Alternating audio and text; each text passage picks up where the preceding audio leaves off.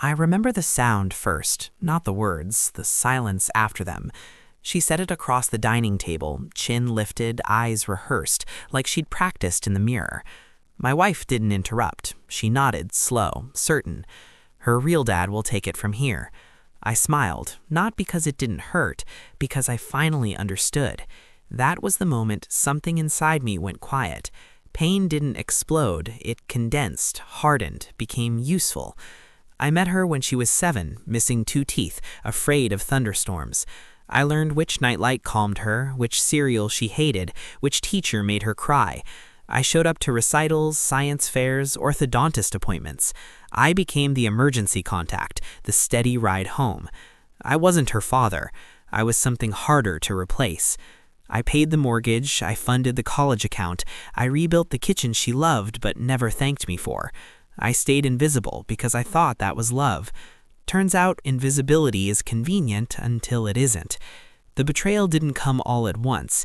It arrived in receipts, glances, late-night whispers that stopped when I entered the room. My wife started calling the house hers. My stepdaughter started calling me him. Then I found the email, a draft never sent. Once he's gone, Dad will move back in. He said the house is technically Mom's anyway. Technically, that word lit the fuse. I didn't confront them. I audited. I pulled documents, title deeds, trust structures. I read the fine print I'd written years ago and forgotten because I trusted the people living under my roof. The house wasn't technically hers. It was mine, held in a revocable living trust I controlled. So was the college fund. So were the investments. So was the future they assumed was guaranteed. I didn't rush. Revenge that hurries makes mistakes. I updated beneficiaries quietly. I dissolved joint accounts cleanly. I liquidated assets legally. I documented everything. I left no fingerprints, only facts. The birthday dinner went exactly as planned. Balloons, cake, a forced smile, cameras out, her wish granted with theatrical cruelty. So, she said, leaning back victorious, when are you moving out? I folded my napkin. Tonight. My wife blinked. You can't be serious. I understand, I said, and meant it.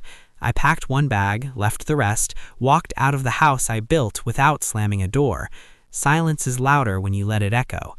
What they didn't know was that disappearing doesn't mean leaving nothing behind. By Monday, the house was listed.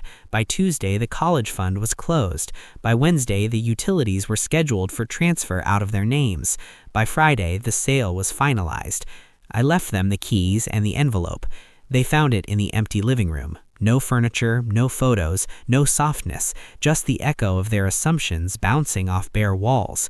Inside the envelope, a copy of the trust termination, a statement showing 0 balance in the education account, a letter, short, precise, you asked me to disappear. This is what absence looks like. No insults, no anger, just reality neatly stapled. The calls started immediately. My wife first, then her father, then numbers I didn't recognize. Panic has a voice. It cracks fast. You can't do this, she said. I already did, I replied. He promised he'd take care of her, my wife pleaded.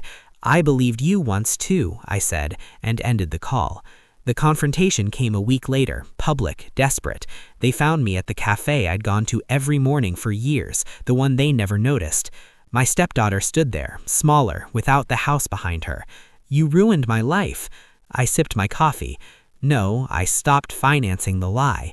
My wife tried to cry. I'd seen that performance before. It used to work. You were never her real father, she said, sharp now. I nodded. Correct. That's why this isn't child support. It's consequences. People stared. I didn't care. Power doesn't raise its voice. The fallout was surgical. Her father couldn't afford tuition. They moved into a rental across town. Friends stopped asking questions once the money stopped answering them. I rebuilt somewhere quieter, smaller, honest. Sometimes I think about the man I was, how easily he believed love meant endurance, how often he paid to be tolerated. I don't miss him. Here's the truth I never said out loud until now. I didn't leave to punish them. I left to reclaim myself.